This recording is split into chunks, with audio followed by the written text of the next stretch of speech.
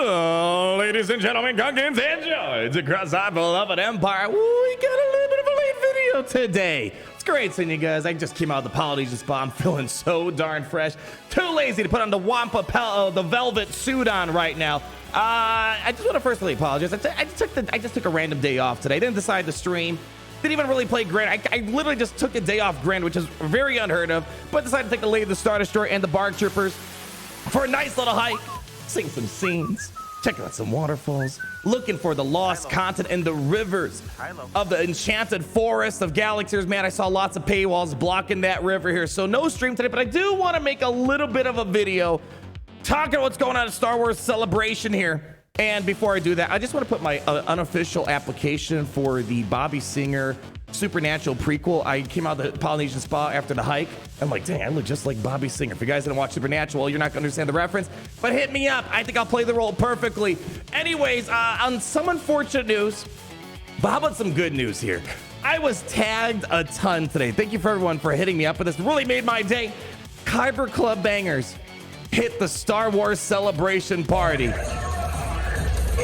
I bet CG they had to cover their ears, plug their ear holes, so they just didn't have to think about me and their fragile little egos over there. But still, nonetheless, this really made my day, knowing that the music that we made here at the channel has made its way over the Star Wars Celebration. So the party, you guys know, it's officially 25-8 certified over there in Anaheim. All right, let's get to the main core of today's conversation. We're going to talk about CG's response to Phase 1 gear changes and gear changes in general, some Grand Arena stuff, and we might react to what they're doing at Star Wars Celebration. I don't want to spoil anything, but there's really nothing crazy. I don't think we're going to get a big announcement at Star Wars Celebration for Galaxies. We already know Malgus, Grand Inquisitor coming, but we do see some like Malgus animations, and I'm not going to lie, I really want this Ninth Sister cutout that they got right there.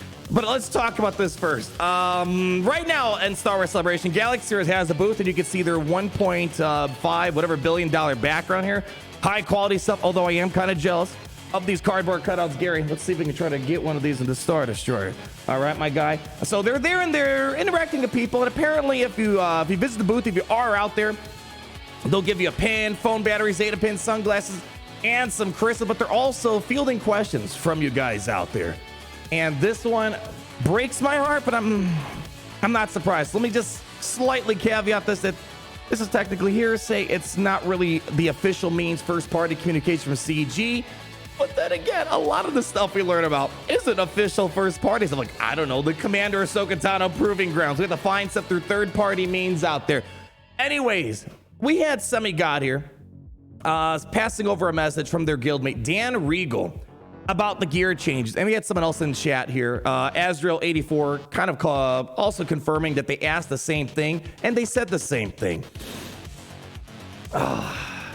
It doesn't surprise me that they're happy with the changes they made and they don't want to mess up the economy here. 6.5-year-old game, and we're still struggling, as we kind of had a discussion not too long ago about the problems with gear and catching up in this game on old stuff. Again, we're not asking to make the Kyrotex flow like the honey nectar of the gods here, but we shouldn't be having Carbonti problems. A 6.5-year-old piece of gear. It's still just difficult today as it was back then. Anyways, Dan Regal, they asked about the Phase 1 gear changes.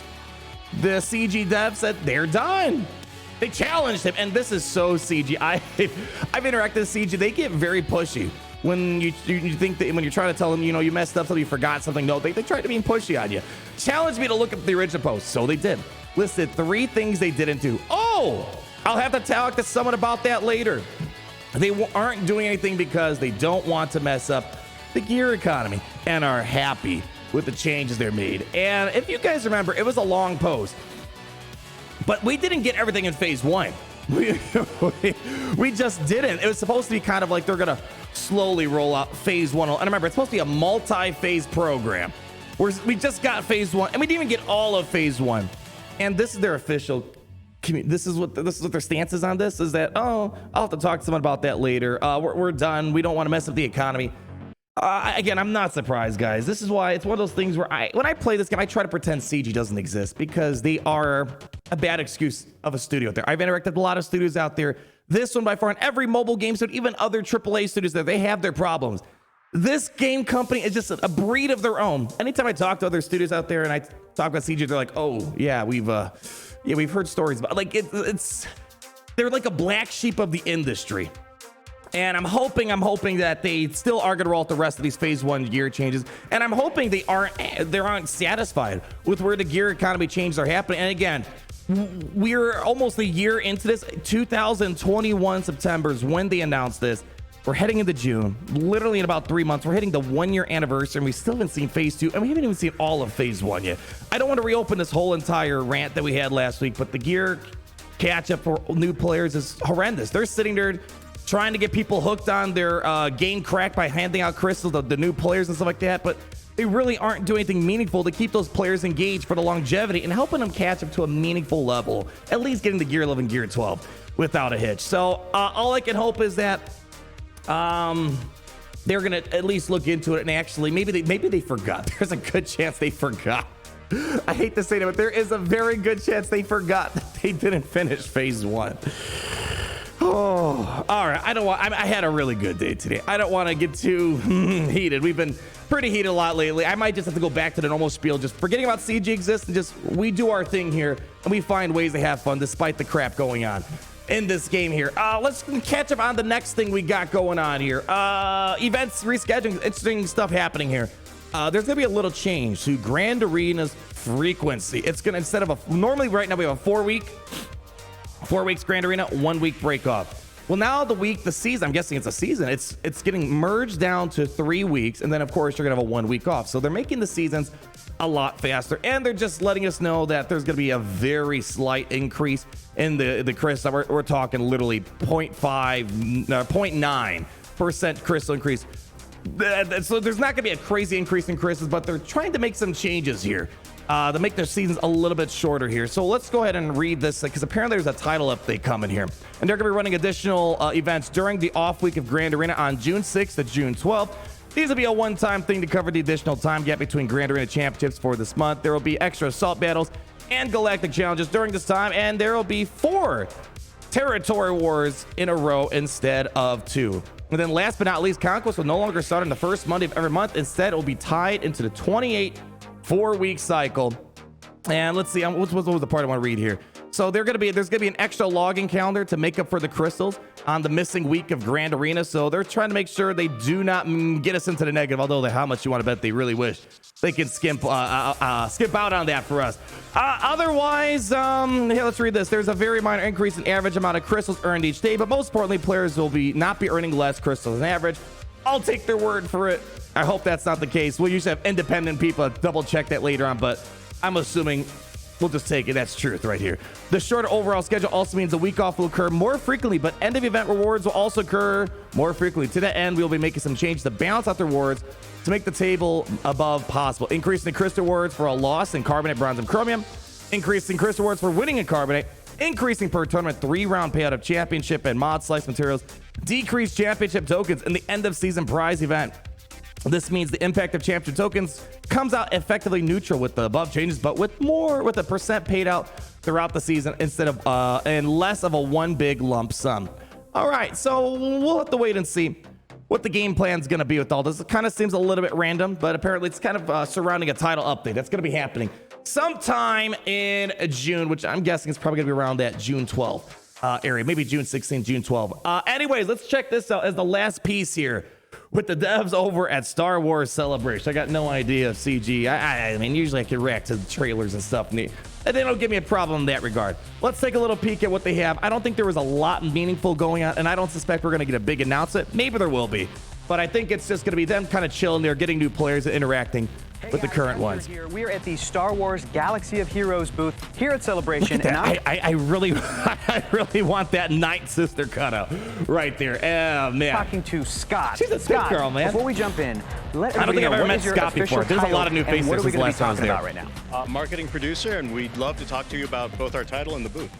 Let's do it. Okay, first, the title. What's going on with Star Wars Galaxy of Heroes? Here's some trailer stuff here that we We're got. kind of on an Inquisitors Fest right now, and one thing I'd love to say about our title, our game is one of the only places in the galaxy where pretty much any character from any era can get together. They can meet on the holotables and beat the stuffing out of each other. And that's the thing about Galaxiers that makes it so successful. It's just they have unlimited stuff that they can dip their hands into. Whether you like Galaxiers or not, that's one of the main the main features about this game. And again, it's outlived Battlefront 1 and Battlefront 2. So if you can see behind us here, we've got these two Inquisitors that are featuring an Can I just say, I know we already looked, this is already in game, this artwork. I'm glad they're not going 100% with the live action. Look, it's definitely a hybrid between the animated as well as the live action version. Coming out Friday on Disney Plus. on Disney Plus.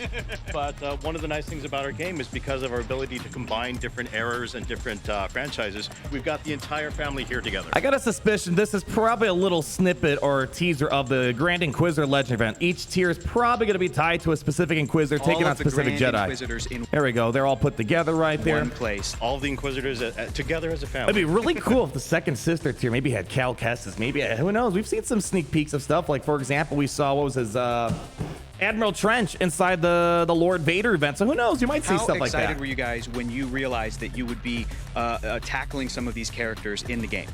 You know, our designers, they love the franchise more than anything else. So to do something that's actually current. That's one thing. Is anytime I give hate to CG, it's really towards the producers or the people in charge of the direction of the game.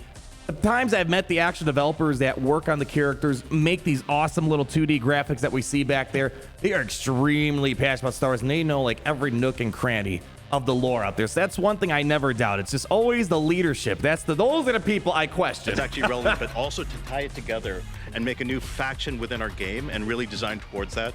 They were absolutely over the moon. Love it. Star Wars is all one big happy family. That's fantastic. So we are here at the booth at Celebration 2022. We're back. Tell us what's special with this booth this year. You know, we've got a couple different things. Of course, we're going to be talking to new players and old. For any existing players, we actually have a design team. They're prepared to talk to anybody about some of the more intricate features of our game. Yeah, more intricate, gear.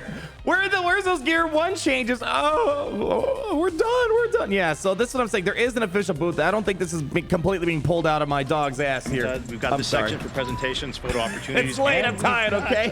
T65 X-Wing on the other side. This is pretty cool. I saw they had a full-blown X-Wing here. I'm going to fast forward a little bit. Lights and This guy's nerding out. I'm in the This is kinda cockpit of an X-Wing right now. Look at that. This is where all the ship content has gone right here. Instead of building a Death Star raid, they built a real-life X-Wing right here. And if you Look at haven't that. downloaded the game yet, check it out. Let us know.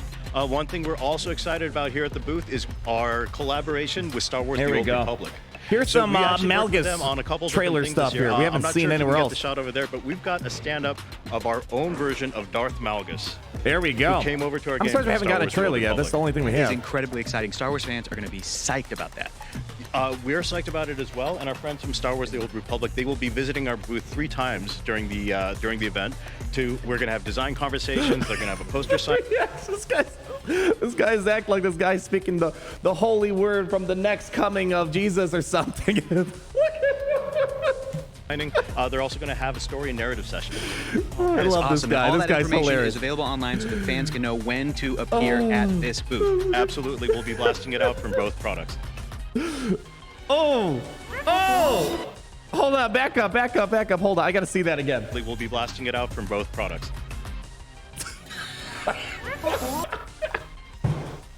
Oh man, that's a great way to wrap up my day right there. So again, I don't think we're gonna see anything too crazy over at Star Wars Celebration this year, unfortunately. I think we kind of already know everything, and Galaxiers is kind of in a slow pace right now, and this is the status of our communication, it seems like, for Galaxy Heroes. I don't know. Maybe I'm just, I don't know if I'm tired of talking about this stuff.